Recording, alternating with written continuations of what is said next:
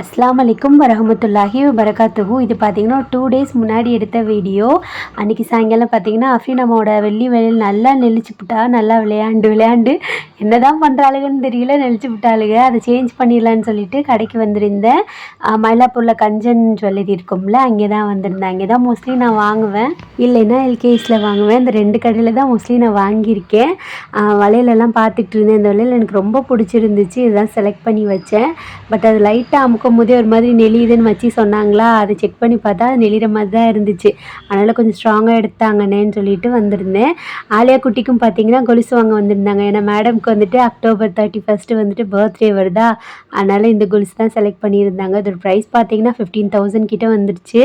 அவள் ஆல்ரெடி போட்டிருந்த கொலுசை போட்டுட்டு எக்ஸ்சேஞ்ச் பண்ணிவிட்டு வாங்கினாங்க. நான் அஃப்ரீன் அம்மாவுக்கு வளையல் வாங்கலை, நாளைக்கு வரேன்னு சொல்லிட்டு வந்திருக்கேன். கொஞ்சம் திக்காக எடுத்து வைங்கன்னு சொல்லியிருந்தேன். இன்றைக்கி லாங் வீடியோ பார்த்துருந்தா தெரிஞ்சிருக்கும் நான் என்ன வாங்கியிருப்பேன்னு சொல்லிட்டு.